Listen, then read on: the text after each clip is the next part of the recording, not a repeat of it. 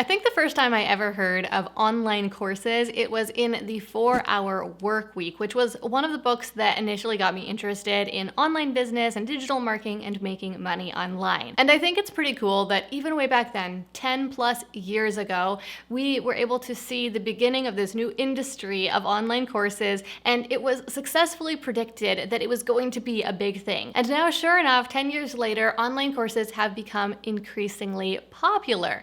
And in fact, at this point, it kind of seems like everyone and their dog has created an online course. Now, I'm guessing that you're watching this video today because at some point in these past 10 years, you heard about online courses, got interested in them, and you're thinking about maybe making one for yourself. Now, the fact that so many people have created online courses really proves this as a business model, but it also might leave you feeling like maybe you missed the boat. Maybe the market is too saturated now and it is too late to create a successful, and by successful, I really mean money-making online course. But here's what I want you to consider. How many of your actual real-life family and friends have made online courses? If your family and friends are anything like my family and friends, the answer is probably not very many or maybe even zero. But how many of your real life family and friends have maybe tried out an online course or have at least considered doing so? What this tells you is that there are a whole lot of people out there who are just now getting introduced to online courses and who have started to purchase online courses for themselves. And what that means is that this industry is still in its infancy and has a lot of room for growth. So no, it is not too late for you to create an online course and turn it into a success. And in this video, I'm going to be showing you exactly how to do that from start to finish. Specifically, I'm going to be showing you how to choose your course topic, outline your course lessons, come up with a persuasive marketing message to sell your course, beta launch your course to validate your idea, create your course content, including filming video lessons, and finally, putting it all together using an online course hosting platform so that your course is fully set up to be able to sell. Now, maybe you already know how to do part of this process or you've already done part of the process. That's awesome. In that case, you obviously don't need to watch this whole video, so be sure to check the description box down below for the table of contents for this video with clickable timestamps so that you can just jump to the part of the video that you actually need to watch. And finally, one last thing before we get into this free course, if you are serious about creating an online course of your own, then give this video a like to let me know.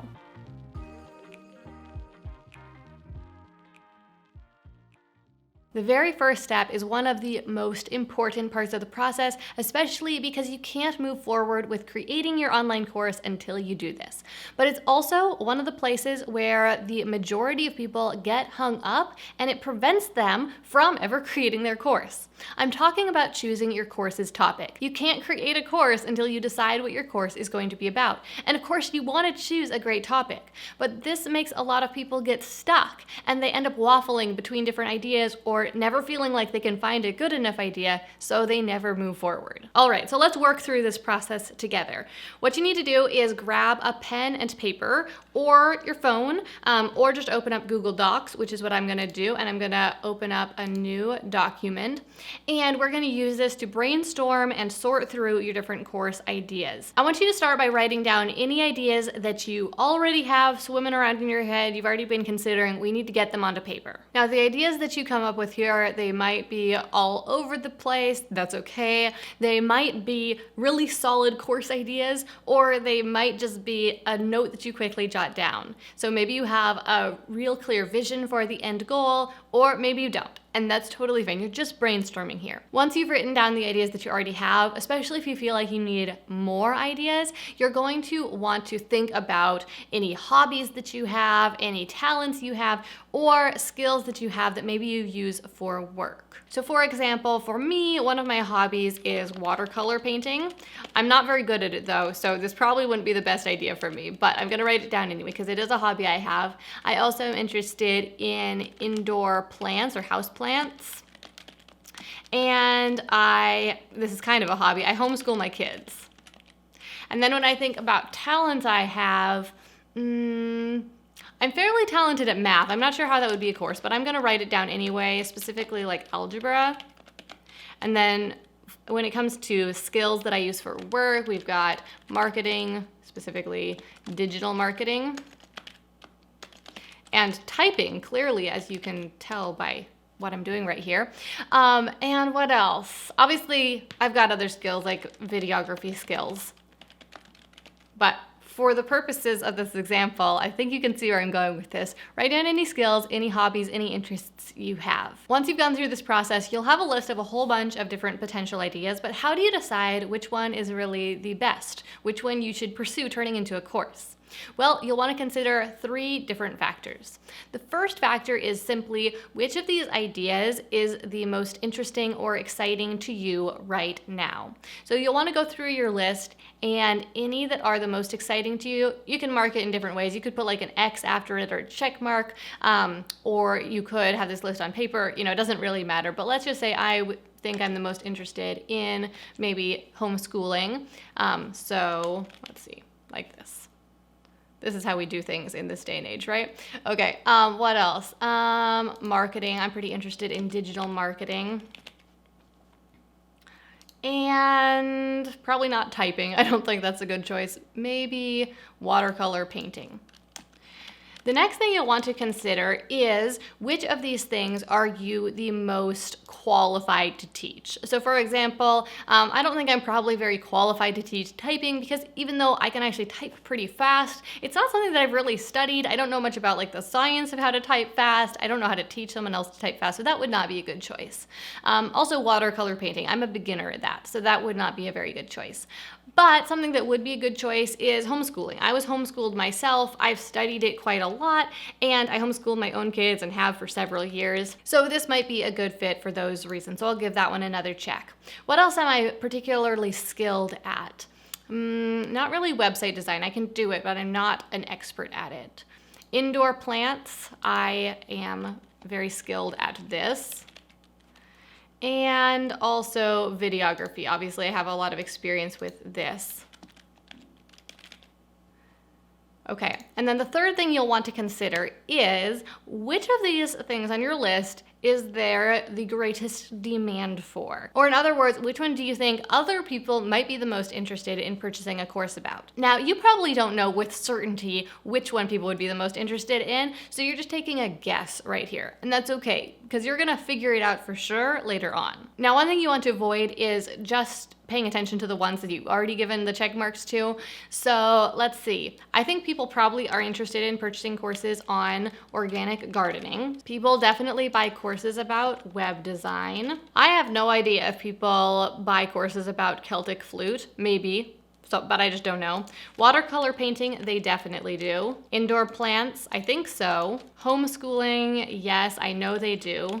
Now, obviously people participate in courses about algebra, but I don't know if they buy paid online courses about it. I feel like normally people either just watch free videos online or else they go to a class at a college.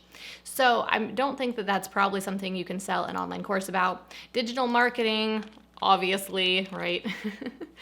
Typing, I don't know how much people actually pay for courses about typing. Maybe typing software. And then videography, yes to that one also. People certainly buy courses about videography. Okay, so now we've got this list, and as you can see, there's one thing on my list that got 3 check marks, and that is homeschooling. So for me, that would probably be my best pick for a course topic. Now, in your case, you might have multiple things that got the same amount of checks. Maybe none of them got 3 check marks, or maybe several of them got 3 check marks. And that is totally okay. Honestly, I would urge you to just go with your gut. Maybe one of them stands out to you as something that you are particularly interested in, or something that you think that there is a particularly high demand for. Just go with it, because here is the secret to choosing your course topic, at least initially. Don't put too much weight on the decision. Like I said before, this is the decision you have to make to be able to move forward with the entire course creation process. If you don't make this decision, you can't make a course. So you just need to make a decision, even if it's not a perfect decision. Also, this is not a forever decision. You can choose an idea now, and later on you might decide it wasn't the right choice and decide to test out a different course idea. Because the process that I'm going to be guiding you through in this video will have you first test out your course idea before you actually create it, so you don't have to worry about wasting your time on an idea that doesn't pan out. Right now, you're essentially in the R&D phase, research and development, and that phase requires some wrong steps to find the right answer. The next step is to create a rough draft of your course's outline. So we are doing this step now before we write your marketing messages, before you try to beta launch, before you try to create your course, because it is going to provide direction for the rest of the process. It is going to solidify what exactly you are thinking about or trying to create. This process only needs to take a few minutes, but it is going to provide so much clarity throughout the rest of the process.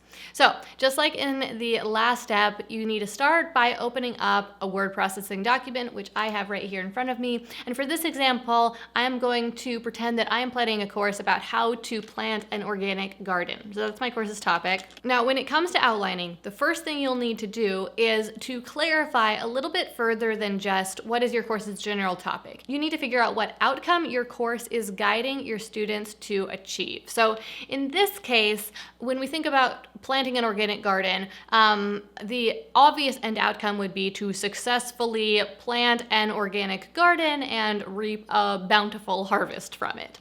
So we'll make that the outcome of this course. Once you know what the end outcome is, then you can write a list of steps that your students will need to follow to get that outcome.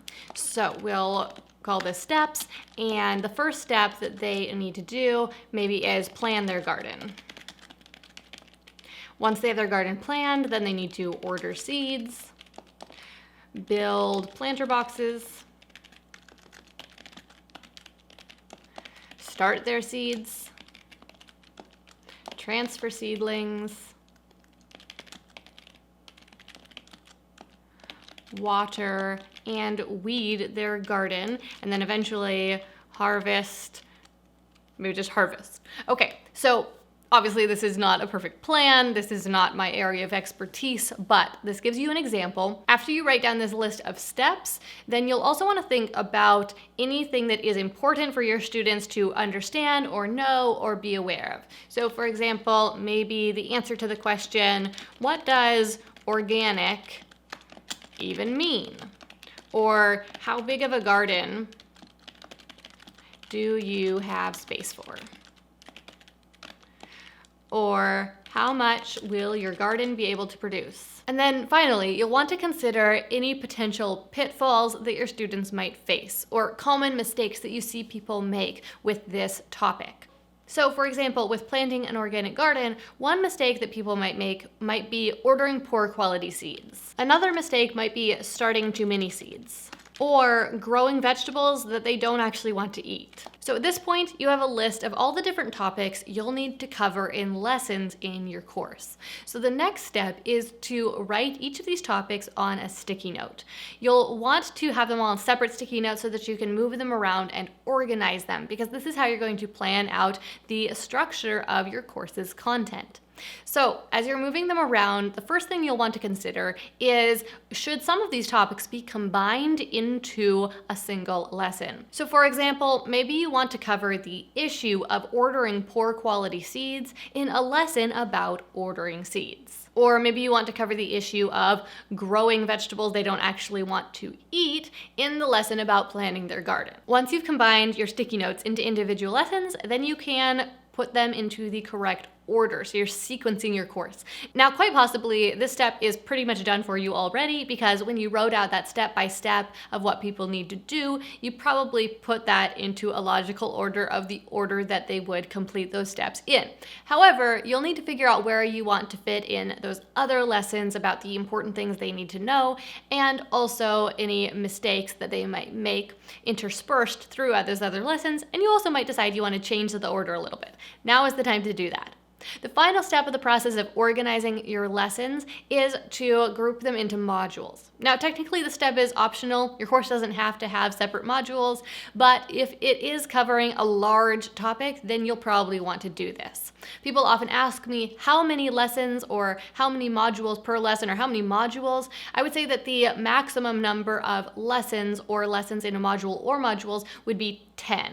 You don't want to have more than 10 modules, more than 10 lessons in a module, or if you don't have modules, more than 10 lessons total. However, the recommended number is significantly smaller than that. I would recommend that you limit yourself to 3 to 5 modules total and no more than about 5 to 7 lessons total per module. Now, of course, there are exceptions to every rule, and maybe for some reason you need a lot more lessons than that. However, if that's the case, I would urge you to maybe consider paring down the end goal, that ultimate goal that your course is guiding people towards, so that the course can be a little smaller, because it'll be much easier for you to create, and people are actually more likely to buy a course with a more narrow scope or a more narrow, more specific end outcome, and they're also a lot more likely to be successful with it. The next step is to write a marketing message for your course. Now, a marketing message, quite simply, is the way that you're going to communicate to other people what your course is about and why they should buy it.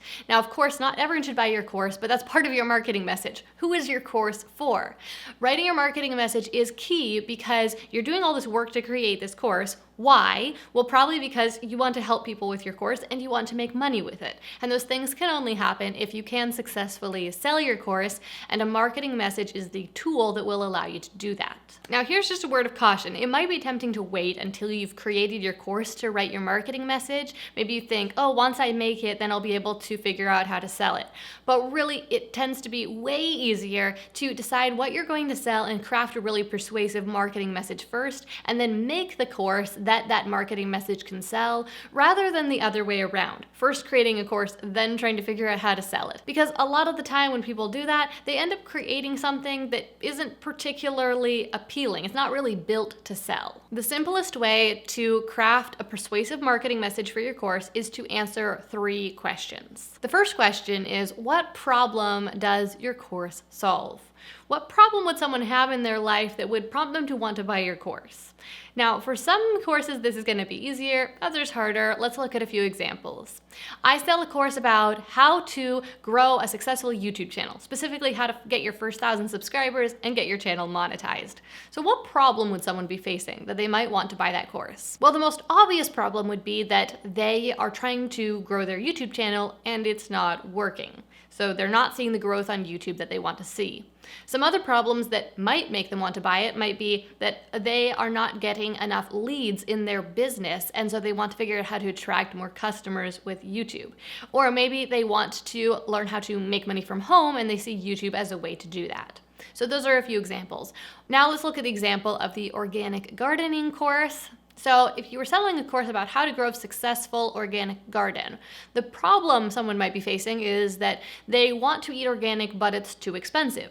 Or maybe as simple as they want to plant an organic garden, but they don't know how. The next question to answer is, who's it for? Now, don't make this more complicated than it needs to be. You don't need to worry too much about the exact age or gender or income level or anything like that of your target market. Those things do matter and they can affect your marketing later on, but right now we're just trying to figure out at the simplest level, who is this for?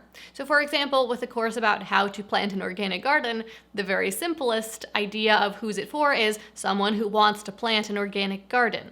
You also might think about that problem that you talked about. So for example, if they want to plant an organic garden because they want to eat organic, but it's too expensive, then maybe your course is for someone who is willing to do the hard work to get the result they want and who is interested in planting an organic garden. For example, is your course for people who live in the country and want to plant an organic garden, or people who live in high-rises downtown who want to plant an organic garden on their balcony? Because you would create a very different course for those two groups of people. Or with my course about how to get your first 1,000 subscribers on YouTube, well, am I making my course for people who have started their channels already, but they're not seeing the growth they want, or for people who are just interested in YouTube and haven't done anything about starting their channels yet? Because again, I'm going to create 2 different courses depending on which of those audiences I'm really targeting. The third question to consider is, what's the big promise? Another way of thinking about this is, what is the end outcome outcome of your course. You'll find that your course will be the most successful and the easiest to create, and your students will like it the best if the end outcome is very specific and also something that is tangible. A great example of this is when I first created my YouTube course. It was just about how to be successful on YouTube, how to grow your channel on YouTube.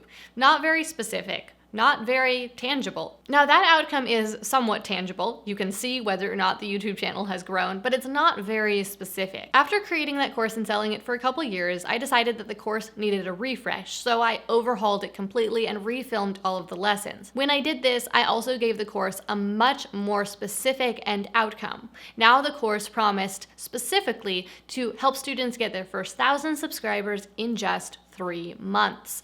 That made the course immediately start selling much better, and the students were much more satisfied with the course and the outcome that they got from it. So what you need to do right now is answer these 3 questions. What problem does your course solve? Who is it for? And what is the big promise of your course? I know sometimes it can be really tough to answer those questions, so you might be tempted to move forward and think you'll circle back around to them later, but really, it's going to be so much easier to create your course, and your course will be so much more successful financially if you do. So please just answer them now. Your answers don't have to be perfect, but you just need to put something down on the paper. You can revise later on. The next step is to validate your course idea by beta launching your course. This is really important because you are going to invest a lot of time into creating your course. Filming those videos, writing those lessons, uploading it all, it's gonna take some time. And I really don't want you to gamble your time on an unproven idea. So what you need to do is beta launch your course so that you can find out for sure whether or not there's demand for it, earn your first sales, and get that proof that you need, that you are on the right track, that this is a good idea. Then, once you have that proof in hand, you'll be able to move forward with full confidence that you are not wasting your time. There are 3 main ways you can test out your course idea. The first option is to offer a live workshop. So rather than creating an online course at all, you simply advertise that you are going to be hosting a live workshop on the same topic as your course at a relatively affordable price. Now, I've done this a couple times before. I did it when I created my YouTube course called Creator Fast Track. The first version of it was a live workshop that I taught. I charged people around $35 for the live workshop. I had about 100 people sign up, and I was like, wow, people really want this. So with that proof in hand, I later built it out into an entire course at a premium price point. I also did this when I started Startup Society, the membership site I run for online entrepreneurs. I was really hesitant to start a membership site, even though I really wanted to. I was worried that I might invest a lot of time into creating content for it, because typically membership sites have a lot of content, and then maybe I wouldn't be able to get very many people to sign up, and it would have been a massive waste of my time. So what I did was I hosted a live workshop each month for a few months, and I had people just sign up and pay for one workshop at a time. That way, I was getting paid before I even created those workshops, and I wasn't doing any more work than I knew people were actually interested in purchasing. Once I had done that for about 5 months, I took those workshops that I had done, I put them into the membership site as the initial content, and I opened it up for people to be able to join the membership site. They were able to join for, at that time, $33 a month, get access to all the workshops I had already done, as well as get access to the next new workshop every single month from there on. This strategy worked really well, and I would highly recommend it. Another option for beta launching and testing your course idea would be to create a mini course that is on the same topic as the course you ultimately want to create, but a course that would take you a lot less time to create, and you could sell at a lower price point just to test it out. Now, honestly, I wouldn't really recommend this approach. It still could work better than just creating the whole big course, but it's going to take you a fair amount of time up front, and that time will be a gamble because you don't know for sure if people even want that mini course. And sometimes it can be difficult to sell a mini course. So I've tried the strategy a couple times myself and never found it to be very successful. So that's why I wouldn't really recommend it. But there's one more way you can beta launch your course and test out your idea, and I would definitely recommend this one. I used this method when I created both our Validate program and also 100K Mastermind. And basically what it looks like is mapping out what your course is going to cover and then just launching it like you are launching your course, even though you haven't created it yet, but telling people that it's going to be a live experience. So every week you are going to be delivering the next lesson or module of the course to them, and then you're going to be also providing live support throughout the process. Now, there's lots of slightly different ways you can do this. You could actually teach the lessons live using a video software like Zoom, but personally, I still like to pre-record the lessons and edit them, because otherwise you end up having to record all of the content twice, or else you have to use the low quality Zoom recordings. So I like to have this great blend of running the course live, only creating the course if people actually sign up for it, only creating it piecemeal as you're going, and providing that live support, but not actually teaching live, because both it creates these lower quality lessons, and also a lot of people are concerned about teaching live, and that just makes them nervous. So let's take a quick look at how you'd actually set up your beta launch. So first of all, you're going to need some sort of sales page that tells people what you are offering and gives them the option to purchase it. So for example, when I launched 100K Mastermind, I used this short sales page right here that told them the outline of what we were going to cover in the program and told them what the pre-sale price was, and then gave them the option to sign up. And I built this short sales page with Samcart, but you can use any different shopping cart software that you want to. And if you have a website that you've built on Squarespace or Shopify or something like that, then there's actually built-in checkout pages that you can use there, so you don't need a separate software. Next, you need the way to deliver the product that you are creating. So if you are hosting a live workshop, then honestly, I think Zoom is the easiest option. You probably want to pay for their $15 a month pro plan so that your workshop can be longer than 40 minutes and you can have plenty of people come to it, but you could even use their free plan, or you could use something like Google Hangouts or something if you don't want to spend any money at all. Now, on the other hand, if you are beta launching a course that you are going to be running live, at least the first time through, then you will need some sort of hosting platform to put the video lessons on, or the other course content on, so that your new students can access it. And so you can use Teachable to set this up. Later on in this video, I'm going to be walking you through a complete tutorial of how to set up your course with Teachable, which you can use for your beta launch as well. And then the last thing you'll need is some sort of email delivery system to be able to send people the link to your live workshop or the link to access the course that they purchased. If you are using Teachable, then you can send those emails straight from Teachable, but otherwise you'll need to have an email service provider. So I use ConvertKit, for example. So I would just click on Create New, and I would recommend using live broadcasts for your beta launch rather than setting up automations. The live broadcasts are emails that you write, and then you can schedule them, but you are manually scheduling or sending the email rather than having people go into the top of some sort of funnel and then having them automatically get certain emails. Because for your beta launch, it's just a lot simpler to send a live broadcast rather than setting up that whole automated system. And also that way you can send them out at just the right time, like right before the workshop starts. You can send it an email saying, we're about to get started. Once your beta launch comes to a close, if you were able to successfully close some sales and you see that there is in fact demand for your idea, then you're going to want to build out your course to be the complete package. So the first step for this part of the process is outlining your course lessons. Now, you've already outlined your course and decided what lessons to include, but now you need to actually script your lessons and decide what you're going to cover in each of them in detail. As you are outlining each of your lessons, these are the things that I think are important for you to cover in each lesson. First of all, what? What are they going to learn in the lesson? Just tell them what you're going to cover. Second would be why. Why is this important? Tell them why you're telling them what you're telling them, why they need to learn what is covered in the lesson. The third thing is the how. So this is where you actually tell them how to do whatever the lesson is about. Now, depending on what the lesson is about, you might be able to just tell them but you might need to show them and actually demonstrate what you are describing.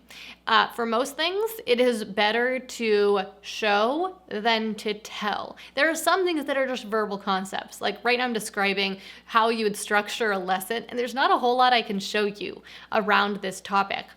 But whenever possible, actually demonstrate how to do the thing that you are explaining to them. And then the final thing that you'll want to include is common pitfalls. Think about common mistakes that people make when they are doing this thing that you are describing, and give them the heads up so that they can avoid those mistakes. Common question about outlining lessons is, how much should you write? Should you actually write out an entire script, or should you just write a simple bullet outline? I think it's best to write bullets and write a lot of bullets. So every little thing that you're thinking to cover, write a bullet for it, especially if you're going to be including any facts or figures or examples. It's great to plan those things out before you are actually recording the lesson, but don't try to script every word. Most of the time, you're going to end up sounding a lot more awkward if you script every word. People might notice that you are reading a teleprompter or looking at your script.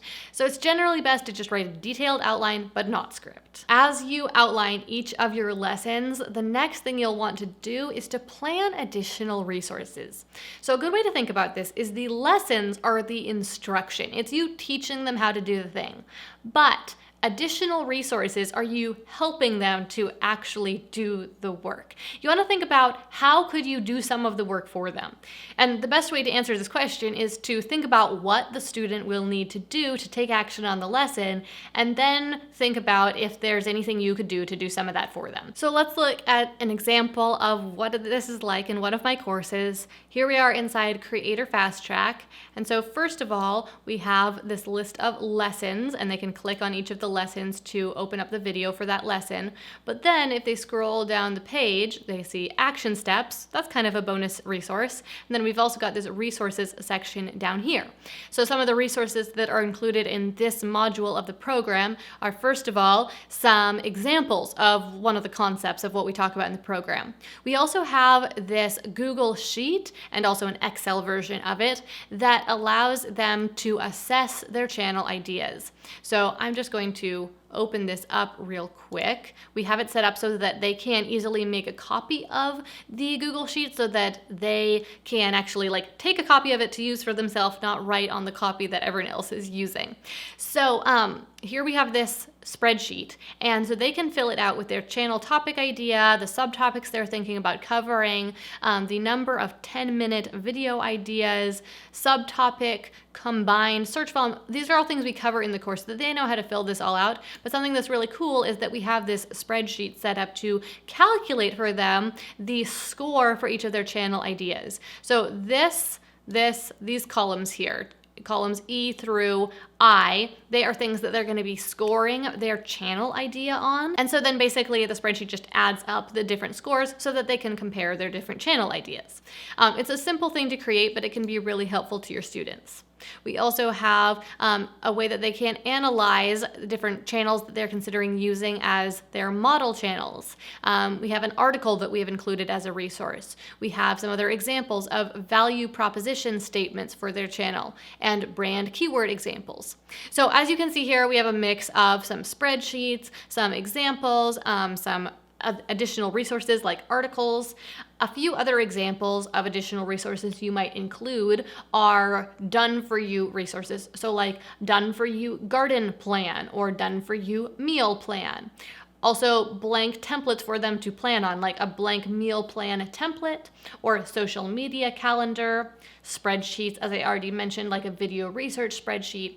Swipe copy. If there's anything they need to write, like if your course includes writing any sort of email, for example, or writing a web page, well, if you can give them words that they could just copy and paste, they will love you forever. With your lessons planned out and your additional resources planned, you are ready to actually film your lessons.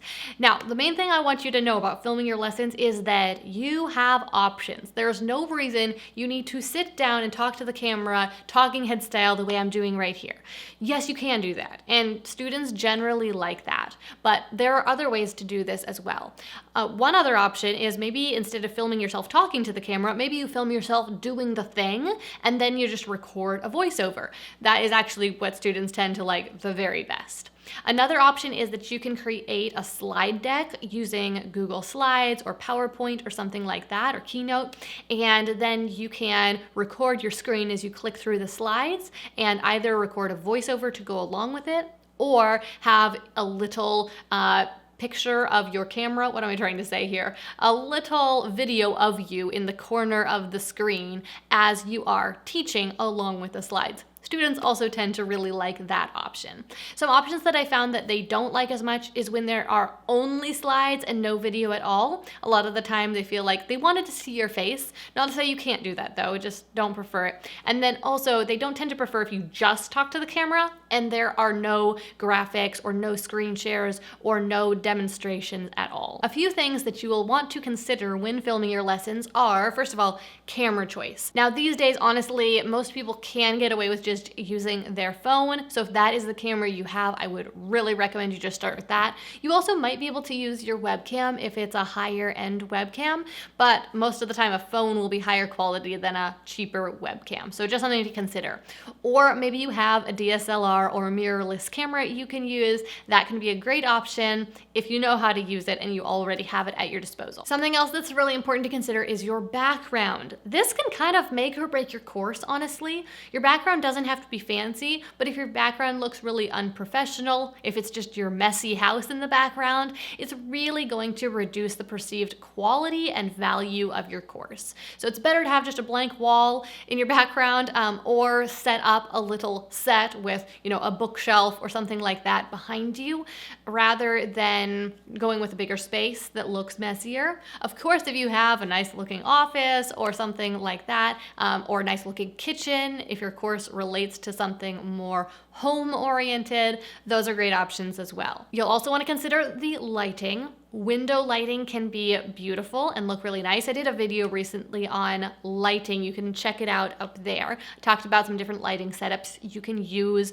at different price points and what they look like. And then you'll also want to consider what you're wearing in the video, depending on the topic. If you're talking about gardening, maybe you're going to be outside and you're going to be in your gardening clothes. If you are talking about organizing your home, maybe you want to put on a cute top and stand in your kitchen. If you're talking about business, maybe you want to wear a collared shirt or a t-shirt and sit in an office. So just make sure that the appearance of your videos matches the topic, because your students will have a much higher perception of the quality of your course if those two things match. If you are recording your screen for your video lessons, then something that becomes even more important is the quality of the audio in your videos. So you'll probably want to invest in a microphone, probably a USB mic that can plug straight into your computer, but you want a mic that can be really close up to your face because that's what's going to give you the best sound, and it just ends up having a big impact on the end quality of your lessons. I know that some of the first courses I recorded, I didn't realize what a big impact it would have, so I just used the microphone that was built into my laptop, and the audio sounded tinny and it made the whole course feel a bit low quality. Aside from the microphone itself, the other thing that will have a big impact on the sound in your videos is by padding your space. So you want to make sure that you are not in a big room with lots of hard surfaces, but instead either record your lessons in a closet if you are just doing a voiceover, or else throw a blanket over your desk or hang audio panels on your walls. Anything you can do to soften the space around you and make sure that the sound is not echoing too much. With your lessons filmed, the next step will be editing those lessons. Now, obviously, you've got two options here. You can do it yourself or you can outsource it. There are pros and cons both ways. If you outsource it, honestly, it's going to be kind of expensive because it takes a lot of time. So if you do it yourself, you're going to be spending a lot of time. Editing course videos is just simply a big project, so you have to decide what is more valuable to you or what you have more of, time or money, and then make your decision based off of that. I've done it both ways. The first few courses I made, I edited myself. It was kind of an overwhelmingly long process, but I got through it. But now with my more recent courses, I have outsourced the editing, which was a big weight off of my shoulders, but also was kind of expensive. So just something to consider. Also, if you're going to edit your videos yourself, then a couple different software options that I would recommend would be iMovie if you're on Mac, or if you are on Windows, you might use Adobe Premiere Rush, or if you already have it, Adobe Premiere Pro, which is what I use. But the reason that I recommend iMovie or Adobe Premiere Rush is because they keep the process really simple. And if you're not a professional video editor yourself, then you will create much better results with a software that is simpler and easier to use. Even if you are editing your lessons yourself, you might consider outsourcing the project of creating a video intro for your lessons. This can be a short video clip or kind of a slideshow of photos with a title graphic that says the title of your course, and you can add this to the beginning of all of your video lessons, and it will make the course overall feel more professional and a bit higher end. With your lesson videos all filmed, the last part of the process of creating your course's content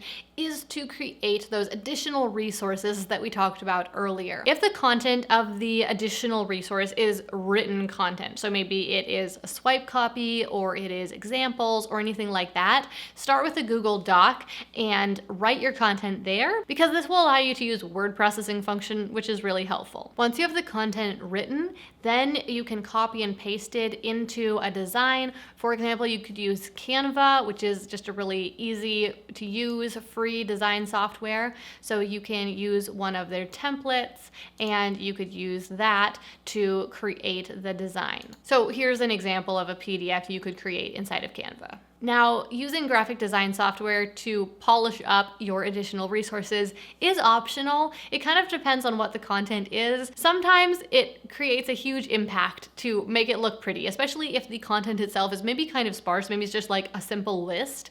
Putting it on a nice looking PDF can go a long way.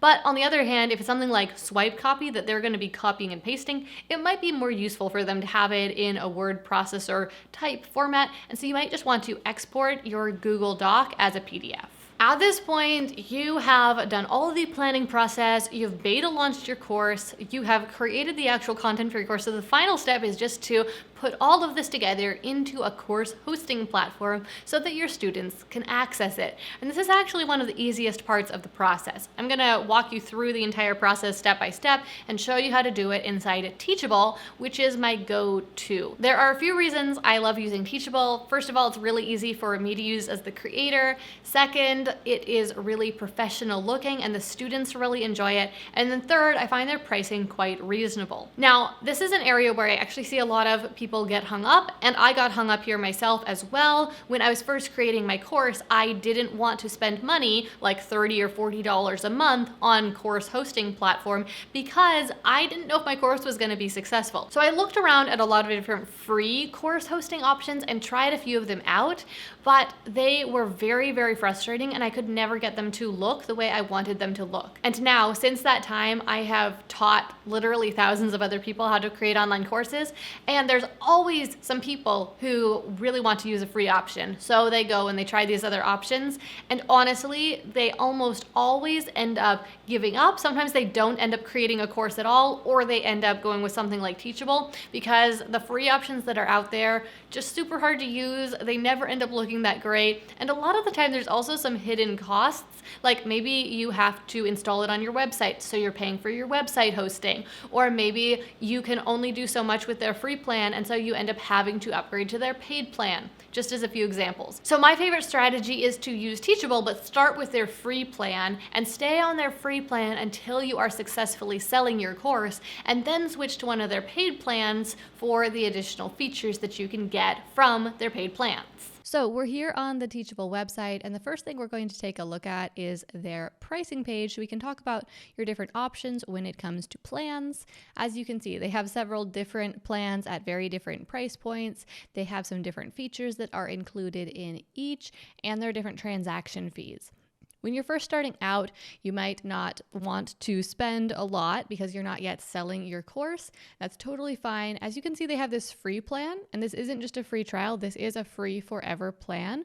So I would highly recommend that you start with the free plan while you're setting up your course and setting up your school and getting everything ready.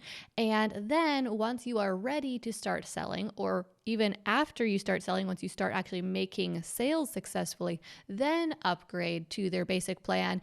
And as your volume of sales increases, you might choose to upgrade even to their pro plan, because paying that extra roughly $70 per month will actually save you money based off of the lower amount that you'll be paying for those transaction fees. But like I said, recommend starting with a free plan. So that's what we're going to do right now. Just click that start for free. Now, it's immediately logged me in because I already have a Teachable account, but if you don't, it'll walk you through that very simple account creation process. Once you are here inside of your account, then you'll click to create a new school. So I'm going to go ahead and call this the 100K Mastermind Example School. We'll just get rid of the rest of that, and we'll click to create that school. Then it's going to ask you a few more questions, and don't worry too much about the answer to these. It doesn't matter very much, but are you a business owner? We'll say we work in our business part-time. I identify as a content creator. Which topic is the most relevant? Business and marketing. What category describes your business stage? We're going to say we're not making much money yet. Are you already teaching an online course? I'm teaching, but not online. I don't know. It doesn't matter very much right now. What's the size of your audience? Our audience is real small. That's okay though. Okay, so now we are inside the school itself, and this is their guided tutorial for setting up your school. So you will want to work through each of these different steps. We've already named the school. Customizing the domain, you don't need to worry about this right away because you are not going to be relying on like search traffic or having people type in the URL for your school. You're going to be sending people directly to it. So you can configure this later, but it's not important right at the start. We are going to take a look at setting up the brand. So we can go ahead and upload a logo here. So bear with me for a second while I find it. There we go. So I'm just using the 100K Mastermind logo, which is uploading. And then you could also use that as your thumbnail, which is the image that represents your school in your Teachable account dashboard. And also as your favicon, which is this tiny little image right here that shows up in the browser tab. If you want to upgrade your account, or when you upgrade your account, you'll be able to remove the Teachable branding, but their branding is not very obtrusive, so it's not really a problem for now. You can choose a font that matches your branding if you have a particular font that you want to use. However, if not, I'd recommend probably just sticking with their Proxima default font because it looks nice. Then down here, you can add in the colors for your branding. They also have these preset options. I'm just going to go with one of those right now. This one's fairly similar to 100K Mastermind branding anyway, and it'll save us some time. So I'm going to hit save here. And now we're going to preview the school by hitting this button. Now, as you can see, there's some things about this that are good. We've got some colors that are kind of on brand, a simple font, which you can't see very well right here as the logo is showing up, but obviously we're missing some important content here. And also it just needs to be filled in a lot. Now, keep in mind, this is your school's home page. This is like a website for your school. You don't actually need to do a bunch of customization to this. You don't need to build out this page unless you want to, okay? If you don't have a website, then this stands in that place and saves you from having to create a separate website, which is really, really nice. But if you already have a website, or if right now you're going to be sending people just directly to your course, then you don't have to build out this entire page right now. Now, if you do want to use this page, then what you're going to do is just hit this edit button right here, which will open up this edit system, and you can click on the different parts of it to edit them. So for example, we could click on this main section, we could replace the image, we could change this to say 100K Mastermind, for example, and then add that descriptive subtitle right there. So it's really easy to edit this page. And like I said, if you don't have a website, you'll probably want to do that. If you do have a website, you don't need to.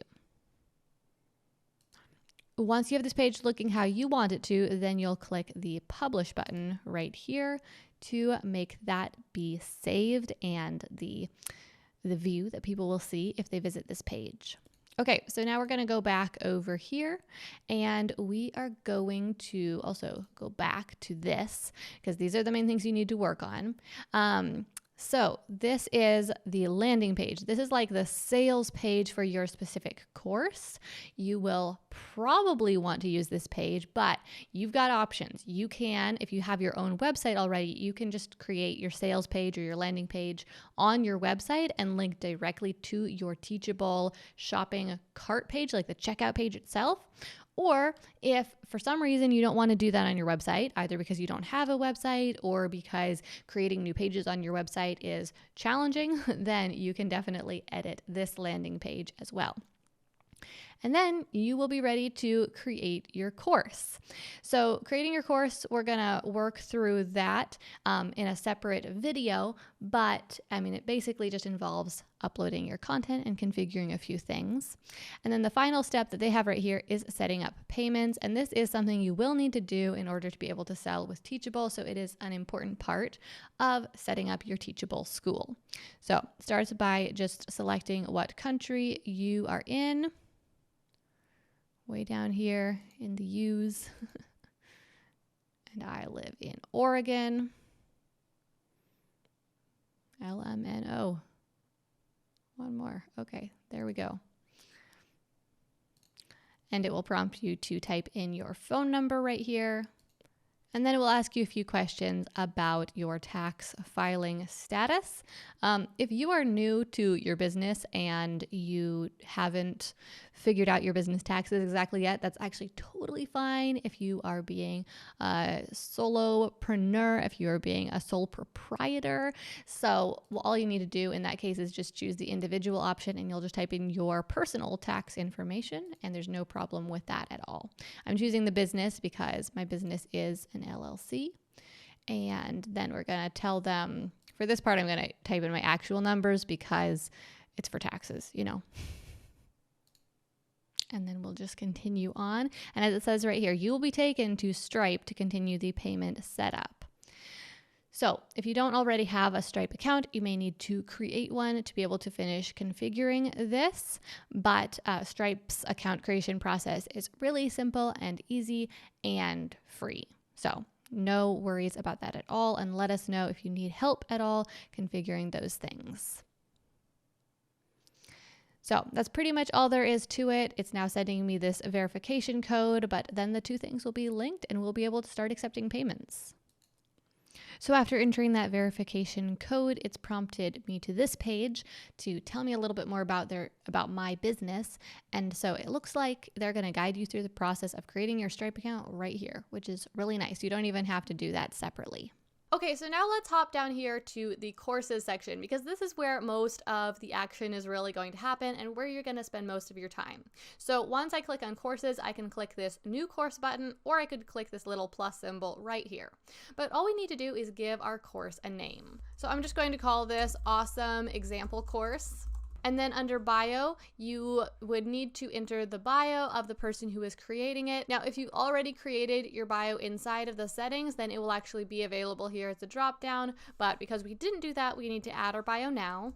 Okay, so now I've created my bio. I just entered my name, my title, and you want to enter a title that's relevant to your course, of course. So if you have some level of expertise or you do something related to the topic of your course, you'll just want to enter whatever that title is here and then a description here. And you can, of course, use these different buttons to italicize different things or bold things or even enter HTML. And then I've added in my image. So I'll add that bio. And now I am the author of this course. And then for the subtitle, let's just add the most amazing course you'll ever take.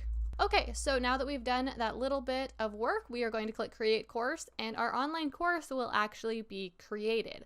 Now, of course, we still have to do all of the work of adding in the lessons, but the course exists, and it was that easy. Okay, so inside of the curriculum part of your course, which is the main part, we can create sections, and we can also create lessons. To create a new section, we would just push this button that says new section, and that would create a new section, and we need to give it a name. So we'll name this module 1, and then we'll just click create section. Okay, and I see that it created also this one automatically. So we're going to just change the title of this one to actually be module 2, and then we'll move it to be after module 1. So now all you need to do here is just grab this hamburger stack right here, and then you can actually just drag it, which is so incredibly helpful because often you'll get your lessons in here in a mixed up order and you need to drag them around, or maybe you'll decide that you want to move a lesson from one module to another. So I'm just going to create one more module here because I want my course to have 3 modules. So I'm going to push new section again and choose module 3, and then I will create that section. Okay, so now we've got 3 modules, and now to create a lesson inside of a module, we just need to click new lecture. Okay, so here we are inside of the new lecture that we just created, and the first thing that we need to do is name it. I'm just going to name this one lesson 1, getting started, but you of course can name it whatever you want. Okay, so then I'll save that, and now here's where you can add in all of the information about this lesson. So up here we can either add in files. We could add a video, we could add an audio file, a PDF, or any other sort of file here. If we add a video, that is going to show up at the very top of the lesson page. Anything else will get added right below that. Here, we could actually type in text directly. So you could just type in the lesson if you don't want to add it as a PDF. You can even add a quiz, or you can add in HTML code and make your lesson look exactly how you want. Now, most of the time, what I do when I'm creating my lessons is I'm adding 2 or 3 things. I'm adding a video, always, and then I'm also often adding some PDF files, and then I also frequently am adding some text to give some explanation for what's included in this lesson. Okay, so let's go ahead and add a video file here. So I'm just going to click choose files and search my computer. Now, I obviously haven't created new video lessons for this specific course, but I do have some of the course creator lessons on here, so I'm just going to use one of those, and it really doesn't matter which one, but I'm just going to pop it in there, and then I am going to click the upload button. Now, this does take a little bit of time to upload because you are actually uploading the entire video file, and it's going to be hosted with Teachable. Okay, so the video file has now been uploaded, and it's currently being optimized for playback. So that's basically Teachable is just working on getting everything set up so that that video will play properly. Now, of course, we could also add in a PDF file. So let's just go ahead and grab one of those so that we can see how that will end up looking on this page. So let's again add in one of those course creator PDFs that I've created for the course creator course. And this is just so meta, can't even handle it, huh? So now we're going to click the upload button, and that PDF will show up right here. And then we also can turn on comments so that people could leave comments, and by people, I mean your students, can leave comments on this lesson. They could ask questions about the lesson, and then you could actually answer their questions. Okay, and then let's also just add in a little bit of text so that we see where the text is actually going to show up. Okay, so now I'm just going to click the save button here, and then I'm going to up here click the publish button. Okay, so now my lesson has been published, and I have 3 options. I can either click this button right here to go back to the course curriculum page and see all of the curriculum that I've created so far, or I can push this button to create a new lecture right now, so I could just make the very next lesson right away, or I can click this button to preview the lecture that I just created and see what it looks like, and that's what I'm going to do. Okay, so here we are inside of this lesson that we just created. Here is going to be the curriculum list where we can see all of the different modules and the lessons inside of them. Right now, because we only have one lesson, only that module that has the lesson in it is showing up, but there would be multiple modules that we could click through. Here is the video that we added to this video lesson, and it is currently being encoded, so that's what's going on here. In just a couple minutes, it will be completely ready to go, and people will see this video ready to play when they click on on this lesson. And so here's the PDF that we added to this lesson, and people can click these buttons to scroll through it, or they can actually just scroll through it like this. And right now there isn't a button here to download it, and that's actually because we need to change a little setting inside our course curriculum, and I'll show you how to do that in just a minute. But that is an option for you to either allow people to download your PDFs and your videos, or not allow them to do that. Okay, so there's the PDF that we added, and then down below that, here is the text that we added, and of course we could have added a lot more text. Now below that, we've got the discussion. Your students and you as the instructor can leave comments here so that you can answer their questions. Okay, so that's that first lesson that we created, and now we are going to go back over here to where we created that lesson, and we're going to go back to our curriculum list here, and we're going to just add a lecture real quick to each of these modules. And I'm not going to take the time to upload videos to them, but I want you to see how the course actually looks with multiple modules and multiple lessons in each module. Alright, so now I've added a few more lessons. I have 2 lessons inside of Module 2 and 1 lesson inside of Module 3. And over here is where you can choose to make it downloadable or not. So if you push this button right here, then that means that your students that are enrolled in your course will be able to download your videos and your PDFs, which is something that you may or may not want to allow. And then you can also click this button, this I, if you want to, and I'm going to choose that for the very first lesson, and this makes it available for preview. So that means that people will actually be able to see this lesson and watch the videos, read the content before they buy. And this is like a try before you buy, giving them a little sample of what's going to be included. So now we have created our modules, we've created our lessons, we've added some content to the first one, and from here all you need to keep doing is adding more modules, adding more lessons, and putting the content into them. So now what we're going to do is we are going to preview our course. Okay, so here we are inside the course, and right now we aren't in any of the lessons. So we are in this class curriculum tab, and then down here there's the your instructor tab, which gives the information about me. Now right now all it does is has my face, my name, and this one sentence that I added, but you could have added a lot more information about you. So let's go back to the class curriculum and let us click on this first lesson so that you can see what happens. People can either click right here, or they can click start, or they could click start next lecture, and it would make people start the next lesson that they hadn't done yet. Okay, so now that I'm inside this first lesson, we can see that videos are now ready to go. And over here on the sidebar, we have these different modules, module 1, 2, and 3, and the lessons inside of each of them. And I can click on these different lessons. And right now, these lessons don't have any content, but I could be taken to any one of them. I can see here that we've got this open circle for a lesson that I'm not on and I haven't completed yet. We have this half-colored circle for a lesson I'm currently working on. And then if I complete this lesson, if I watch this video, then it would be fully colored in, and this would then say something like 25% complete. Now, depending on how you set your settings, the lesson will either be marked as complete when the video finishes playing or when people click the complete and continue button. So I've pushed that button and now it says that I'm 25% done with the course, and you can see that this lesson is checked off and grayed out. Now, of course, students still can go back and click on this lesson and watch that video again if they want to, but now that they've completed it, they are automatically being prompted to move on to the next lesson, and they then have the option to click previous lecture or complete and continue. Okay, so here we are back inside the course curriculum, and then we can go all the way back to the school dashboard, where we can now see that we have one course under our list of courses, but we can create as many courses as we want. And that brings us to the end of this tutorial on how to create an online course from start to finish. Now, this video does only cover the how to create an online course. We didn't get into the marketing at all. But this video is getting pretty long, so I think we should wrap it up at this point.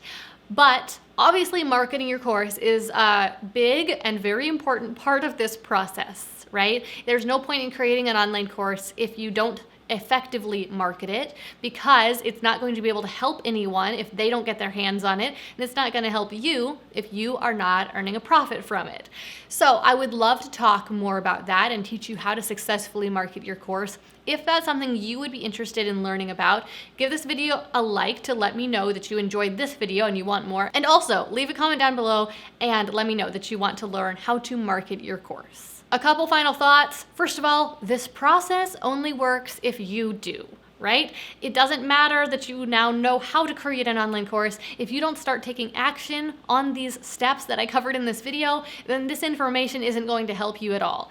Your very first step is just decide what course you're going to create. Choose the topic of your course as we discussed at the beginning of this video. Start with that, then move on to the next step. Creating and selling online courses has completely changed my life over the past few years. It's my main source of income, and it is a great way to make a living because it's something you can do from anywhere on your own schedule, and you are completely in control of the process. So I love it, and I really think you will too if you'll give it a try. If you have any questions about how to create your online course, then leave them down below in the comments. I am in those comments at least on a weekly basis, and I try to answer as many questions as I can. And of course, if you're new here and you want to learn more about how to create and sell online courses and how to make money online, then be sure to subscribe because I make new videos about these topics every single week, and I would love to have you join me for the next one. Thanks so much for watching. I hope you're having an amazing week, and I'll see you next time.